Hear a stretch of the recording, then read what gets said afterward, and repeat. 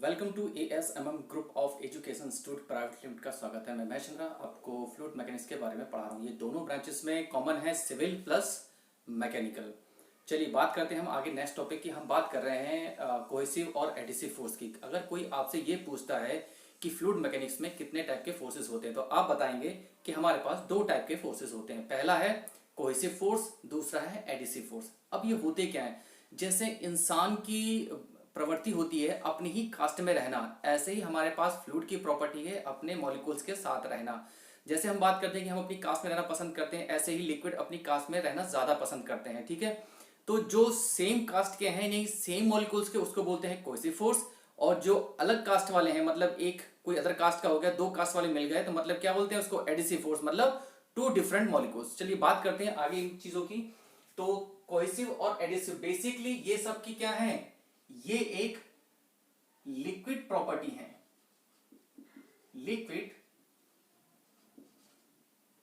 Liquid property है।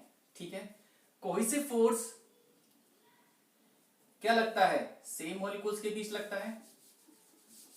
Cohesive force हमेशा क्या लगता है? सेम मॉलिक्यूल्स के बीच लगता है। मतलब जैसे हमने बोला सेम कास्ट, तो इसका मतलब क्या हो गया कि अगर मेरा H2O का मॉलिक्यूल्स है, दूसरा भी क्या होगा? H2O का मॉलिक्यूल्स होगा, इसके बीच कोई अदर मॉलिक्यूल्स मौजूद नहीं होगा। तीसरी बात करते हैं कि एग्जाम्पल तौर पर हम लेते हैं मरकरी। मरकरी के बीच क्या लगता है? कोहेसिव फोर्स लगता है। अब देखिए, मरकरी को जब आप इस पे सतह पे गिरा देंगे तो ये क्या हो जाएगा? एक सर्कल में हो जाएगा, स्फीयर फॉर्म में हो जाएगा। अब सर्कल का मतलब स्फीयर फॉर्म में क्यों हो जाएगा? कि स्फीयर फॉर्म इसलिए जाएगा कि इसके मॉलिक्यूल्स क्या करते हैं? आपस में इंटरेक्ट करते हैं, आपस में क्या करते हैं? बॉन्डिंग में एक दूसरे को खींचते हैं, पास पास लेके आते हैं, मतलब अट्रैक्शन फोर्स करते हैं आपस में। तो ये क्या हो गए? एक स्फीयर टाइप का बना लेते हैं। ये आपका बेस है, इसको बेस बोल दीजिए, और यहां से एक टेंजेंट गिरा दीजिए। जब यहां से हमने टेंजेंट गिरा दिया थीटा, तो इसका मतलब ये हो गया थीटा बड़ा हो रहा है किससे? 90 से। यानी कि थीटा की वैल्यू जो है 130 डिग्री से लेके 150 डिग्री तक वेरी करती है। वही बात समझ में आ गई हमको? यहां तक किसी को दिक्कत तो है नहीं वैसे समझने में? ठीक है। और अगर हम बात करें, मरकरी कैसा लिक्विड है? Non waiting liquid. और नॉन वेटिंग लिक्विड का हिंदी बोलते हैं सतह ना भिगोने वाला। मतलब वो सतह पर चिपकेगा नहीं। ठीक है, इसलिए उसको बोला जाता है नॉन वेटिंग लिक्विड। चलिए बात कर लेते हैं नेक्स्ट पॉइंट की। अगर इसको किसी एक कैपिलरी ट्यूब में भर लो, तो जब इसको आप भर लोगे तो ये कुछ इस तरीके से बिहेव करेगा, इस तरीके से सर्कल बनेगा। इन सर्कल को बोलते हैं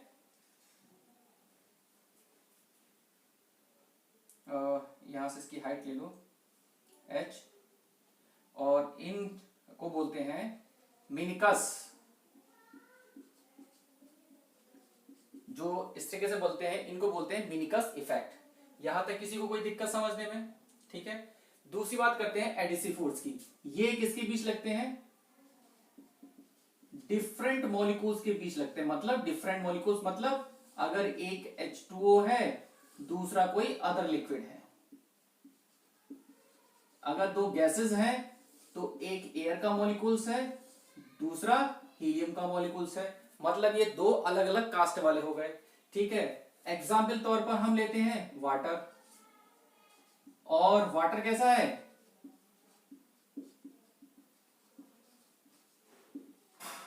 वेटिंग लिक्विड है। अब वेटिंग लिक्विड का मतलब जो सतह से चिपक जाता हो। ठीक है, लिख लीजिए यहां पर कैसा हो जाएगा। अगर पानी आप सतह गिराओगे तो कुछ इस तरीके से हो जाएगा। ठीक है, सतह को पकड़ लेगा नहीं। थीटा कितना हो गया? थीटा जो है वो कैसा हो गया? लेस देन हो गया 90 से। देखो 90 से लेस हो गया π/2 से। और थीटा जो है वो प्योर वाटर के लिए 0 डिग्री वैल्यू ली जाती है। इतनी बात क्लियर हुई? थीटा जो है वो वाटर के लिए, फॉर प्योर वाटर के लिए 0 डिग्री ली जाती है। ठीक है। इसका जो बनेगा वो कुछ इस तरीके से बनेगा, यानी कि ये हाइट इस तरीके से आएगी। इसका जो मिनिकस बन रहा है, जो चंद्रमा देखा होगा आप लोगों ने, उसको क्या बोलते हैं हम? मिनिकस बोलते हैं। अब ये मिनिकस जो बन रहे हैं, अब देखो यहां पर नोट करके लिखिएगा, 2 पॉइंट है आपको। पहला पॉइंट नोट करके लिखिए, पहला पॉइंट, अगर मेरा कोहेसिव फोर्स एडिसिव फोर्स से ज्यादा हो जाए, यदि मेरा कोहेजन ज्यादा हो जाए किससे? एडिशन से। अगर मेरा कोहेसिव फोर्स ज्यादा हो जाए किससे? एडिशन से, तो मेरी हाइट क्या होगी? डिक्रीज होगी। ध्यान रखिएगा, हाइट डिक्रीज होगी। दूसरा पॉइंट, अगर यही एडिशन ज्यादा हो जाए कोहेशन से, तो हाइट क्या होगी? इंक्रीज होगी। ये मेरी बात क्लियर हुई? एसएससी में इससे ज्यादा पूछा नहीं गया है आज तक, और ना पूछा जाएगा। इससे आपके सिलेबस में है नहीं, पढ़ाने के लिए बहुत सारा है, लेकिन एसएससी ने अब तक इससे ज्यादा नहीं पूछा है। चलिए यहां तक नोट करिए, यहां तक सारी चीजें नोट करिए। चलिए बात करते हैं नेक्स्ट टॉपिक, सरफेस टेंशन। तो ये सरफेस टेंशन है, दो एक तो हमारा कैपिलरी एक्शन डिफाइन किया था, दूसरा जैगर मेथड। जैगर मेथड था वो बहुत पहले इस्तेमाल करते थे, लेकिन अब हम उसको इस्तेमाल नहीं करते हैं। आजकल हम कैपिलरी ट्यूब का इस्तेमाल करते हैं। मतलब कैपिलरी, कैपिलरी का मतलब होता है राइज और फॉल। लिक्विड का हिंदी में बोलते हैं चढ़ना उतरना, इसके एक्शन को बोला जाता है कैपिलरी एक्शन। ठीक है, तो मैंने यह लिखा नहीं है, लिख लेना आप लोग। Rise and fall phenomena is called capillary action. जहां लिक्विड का चढ़ना और लिक्विड का उतरना, ये कैपिलरी एक्शन कहलाता है। ठीक है, बात करते हैं। सरफेस टेंशन को दो तरीके से डिफाइन किया गया था, एक कैपिलरी, एक जैगर मेथड। जैगर मेथड को अब हम इस्तेमाल नहीं करते हैं, कैपिलरी को हम इस्तेमाल करते हैं। फिर एक लॉ था हमारा ज़ूरिन लॉ। ज़ूरिन लॉ कहता है कि जो हाइट होती है वो डाया के या रेडियस के इनवर्सनली होती है, यानी कि मेरी रेडियस जितनी ज्यादा होगी हाइट उतनी कम होगी। मुझे कैपिलरी इफेक्ट लेना है, मतलब मुझे आर घटाना है, एच बढ़ाना है, तभी मेरा कैपिलरी एक्शन जनरेट होगा। इतनी बात कर हुई। अब बात करते हैं सबसे ज्यादा इंपॉर्टेंट, जो एसएससी ने कई बार पूछे गए क्वेश्चंस। बोला गया है कि minimum dia for water and mercury, जो लिक्विड हम भर रहे हैं मरकरी और वाटर के कम से कम 6 mm होना चाहिए। किसका? ट्यूब का डाया। दूसरा है कि कैपिलरी इफेक्ट इज नेग्लेक्ट। अगर मुझे कैपिलरी इफेक्ट निगलेक्ट करना, जैसे मान लिया किसी चीज का प्रेशर मेजरमेंट कर रहे हैं, तो अब प्रेशर मेजरमेंट कर रहे हैं और आप में उसमें मिनिकस बन गए, तो क्या होंगे? प्रेशर की जो हाइट है वो डिफरेंट हो जाएगी। देखिए कैसे बनेंगे, यहां तक किसी ने नोट कर लिया होगा, मैं यहां बता देता हूं। देखिए बात करते हैं कि अगर पहले हम बात कर रहे हैं कि मैंने किसी का प्रेशर मेजरमेंट करना है, अगर मेरे ये बेस बोल दिए यहां से, और ये मेरे मिनिकस बन गए। अब जब मेरे मिनिकस बन गए तो ये हाइट ये अलग हो जाएगी, ये हाइट अलग हो जाएगी, ये हाइट भी डिफरेंट हो जाएगी, मतलब H3। अब ये तीनों हाइट अलग अलग हो गई। अब जब तीनों हाइट अलग अलग हो गई, इसका मतलब क्या हुआ कि मेरा प्रेशर भी अलग अलग हो गया। मेरा pressure is purely depend upon the height. Note करके लिखिएगा, pressure do not depend shape and size, only height. हमेशा प्रेशर जो है वो हाइट पर डिपेंड करता है, ना कि शेप और साइज से। शेप आपका कुछ भी हो, चाहे रेक्टेंगुलर हो, ट्रायंगल हो, ट्रेपेजोइडल हो, कुछ भी हो, एनीथिंग, किसी पर डिपेंड नहीं करता, only for depend on the height. तो इसका मतलब क्या होगा? Height are different, pressure are different. इसीलिए मुझे जब कैपिलरी इफेक्ट निगलेक्ट करना है तो मुझे डाया 1 सेंटीमीटर या 10 mm लेना होगा। मतलब इस तरीके से बनना चाहिए। लिक्विड चढ़ा तो आपका ये चला गया बिल्कुल प्लेन सरफेस, तो मेरी एक हाइट बनेगी, तब मैं बता सकता हूं कितना प्रेशर होगा। उसी को हम मैनोमीटर या बैरोमीटर को इस्तेमाल करते हैं, जो हम एटमॉस्फेरिक प्रेशर मेजरमेंट करते हैं या हम अपने बॉयलर्स में इस्तेमाल करते हैं। तो वहां पर क्या होता है? सरफेस टेंशन नहीं बनता है। अगर सरफेस टेंशन बन गया तो आपको पता ही नहीं लगेगा कि मेरे बॉयलर के अंदर कितना प्रेशर बन गया। अगर ये एग्जैक्ट नहीं पता लगा पाए तो आपका बॉयलर क्या होगा? ब्लास्ट कर जाएगा। ठीक है, इसीलिए हम एग्जैक्ट प्रेशर की बात करते हैं। दूसरा है, एक और क्वेश्चन पूछा था, capillary effect tube dia 3 centimetre से कम होना चाहिए। कैपिलरी इफेक्ट अगर आपको लेना है तो आपका डाया 3 सेंटीमीटर से कम होना चाहिए। इतनी बात क्लियर हुई? उसके 2 एप्लीकेशन थे, मैंने प्रूफ नहीं किए, डायरेक्टली लिख दे हैं। वाटर बबल, या हो सकता है वाटर बबल ना बोल के सिंपल बोले लिक्विड बबल। तो आपको अगर उसने वाटर बबल नहीं बोला, लिक्विड बोला, तो आपको अंडरस्टूड होना चाहिए कि क्या होगा, कि वो वाटर की बात कर रहा है, यानी कि P liquid 4 sigma upon D. ये डी फॉर द डाया है कैपिलरी का, ये सरफेस टेंशन है, और पी फॉर द प्रेशर है। ठीक है, सोप में क्या होता है 8 सिग्मा अपॉन डी होता है। अब हमने इसको अलग अलग कर दिया, P S 4 sigma upon D into 2, तो ये कितना हो गया, यानी कि इससे हमें पता लगा कि सोप पर लिक्विड से दुगना प्रेशर होता है। अब बात करते हैं दो टाइप के मिनिकस, एक कॉनकेव, एक कॉन्वेक्स। कॉनकेव हमने दो पॉइंट मान लिए, एक ये मान लिए इसका P1, इसका P2, इसका P1, इसका P2, बात खत्म हो गई। इसका P1 ज्यादा, क्योंकि हाइट अगर हम यहां से बेस माने तो हाइट अलग अलग होगी, तो P1 ज्यादा हो गया, ऐसे P2 ज्यादा हो गया। तो यहां पर क्या होता है कि सबसे ज्यादा प्रेशर किसमें होता है, कॉन्वेक्स में होता है। इसमें कॉनकेव भी नहीं होता। क्यों नहीं होता, क्योंकि ये एग्जैक्ट स्फेरिकल नहीं होता, ये do not exact spherical, do not exact spherical. जब ये स्फेरिकल नहीं है तो इसका मतलब क्या हो गया, यहां पर प्रेशर क्या होंगे, अलग अलग होंगे। ये क्या है, कॉन्वेक्स आपका एग्जैक्ट स्फेरिकल है, इसलिए इसका प्रेशर ज्यादा होगा। तो due to surface tension pressure on concave side is more than, लिखा हुआ है more than pressure of convex side. यहां तक किसी को दिक्कत, जरा यहां तक नोट करिए। चलिए आगे बात करते हैं। अगर आपसे कोई पूछेगा टाइप्स ऑफ फ्लूइड, तो आप बताओगे दो टाइप के फ्लूइड होते हैं, एक न्यूटोनियन होता है, दूसरा नॉन न्यूटोनियन फ्लूइड। दो ही टाइप के हमारे पास फ्लूइड है, उसमें कैटेगरी अलग अलग है। एक टाइम डिपेंडेंट होता है, एक टाइम इंडिपेंडेंट होता है। तो बात करते हैं कि टाइप ऑफ द फ्लूइड। एक होता है न्यूटोनियन फ्लूइड जो टाइम पर डिपेंड करता है, यानी कि अगर हम बात करें टाइम पर डिपेंड मतलब जिसकी विस्कोसिटी कम होती हो उसको क्या बोलेंगे, न्यूटोनियन फ्लूइड बोलेंगे। यानी कि जो अगर विस्कोसिटी कम है तो फ्लो क्या हो जाए, इजीली फ्लो हो जाए, यानी कि इस पर फोर्स क्या लगेगा, फोर्स मिनिमम रिक्वायर। इतनी बात क्लियर हुई, फोर्स क्या लगेगा उस पर, फोर्स मिनिमम रिक्वायरमेंट, मतलब वो बहुत आसानी के साथ फ्लो हो जाएगा। ठीक है, अगर हम बात करें, हमने फॉर्मूला पढ़ा था tau is equal to mu du upon d y, Newton law पढ़ा था। अगर हम बात करें tau versus du upon d y की, तो ग्राफ कुछ इस तरीके से रहेगा, लीनियरली ग्राफ चलेगा। अगर लीनियर फॉलो कर रहा है तो न्यूटोनियन फ्लूइड कह रहा है, मतलब इसको जो फॉलो कर रहा है, फॉलोइंग दिस लॉ, ठीक है, वो क्या कहलाएगा, न्यूटोनियन फ्लूइड कहलाएगा।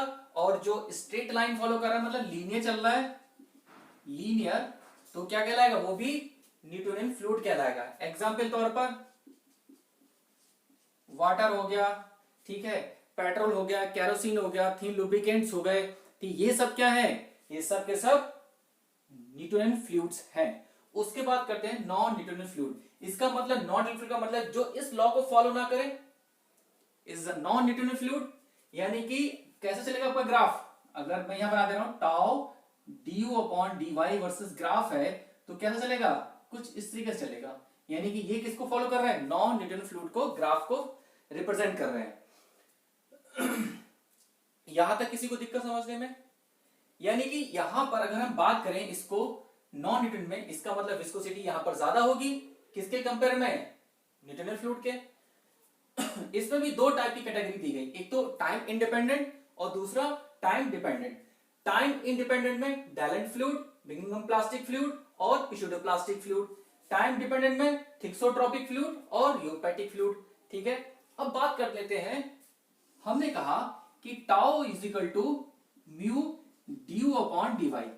इसको थोड़ा सा चेंज करते हैं, टाउ को म्यू को लिख लिया ए और ड्यू अपॉन डी वाई की पावर कर दी हमने एन और प्लस बी एक कांस्टेंट लगा दिया। तो इसको हमने बोला पावर लॉ, या कह सकते हो फ्लूइड पावर लॉ। यहां तक किसी को दिक्कत समझने में, कोई पॉइंट ऐसा समझने में दिक्कत, यहां तक किसी को दिक्कत समझने में, ठीक है। अब देखो ये बन गया हमारा, एक नई इक्वेशन बन गई। अब इस नई इक्वेशन की कंडीशन देखो, मैं यहां लिख दे रहा हूं, नोट करके लिख लीजिए कंडीशन को, नोट।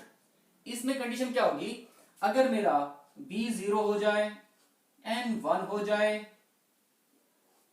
ठीक है, और a क्या हो जाए, या तो कांस्टेंट हो जाए या म्यू हो जाए, बन जाएगा हमारा बेटा tau equal to mu du upon dy।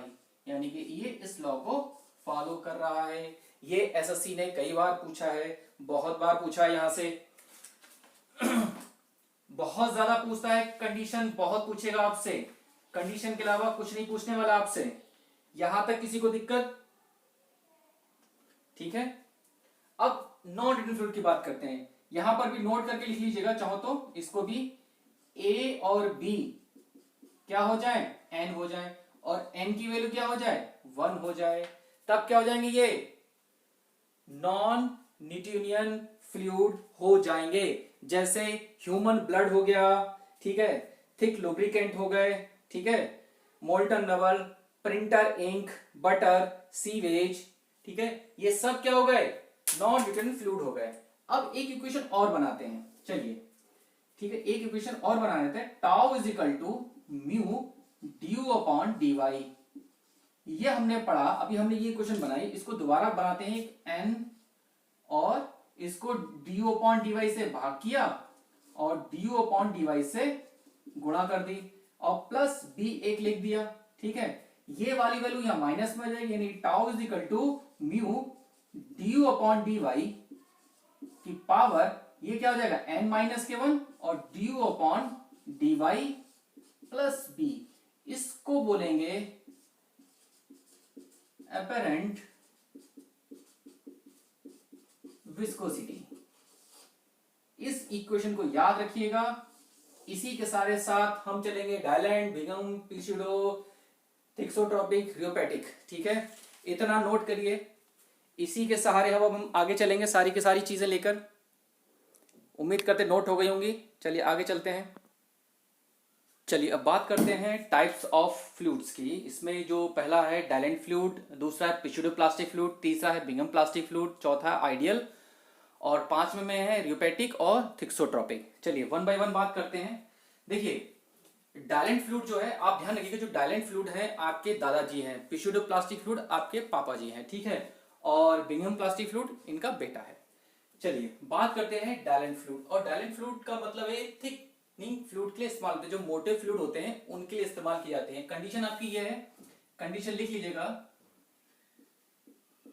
Condition है आपकी अगर b 0 हो और n ग्रेटर देन 1 हो, ठीक है। अभी हमने एक फॉर्मूला बनाया, अगर n ग्रेटर 1 है मतलब एक से ज्यादा वैल्यू है, यानी कि ये वैल्यू क्या आएगी, पॉजिटिव आएगी, tau is proportionally D upon dy। अगर ये बढ़ेगा तो टाउ भी बढ़ेगा, जब टाउ बढ़ेगा इसका मतलब विस्कोसिटी भी बढ़ेगी, यानी कि फोर्स लगाया जाएगा तो आपकी विस्कोसिटी बढ़ेगी।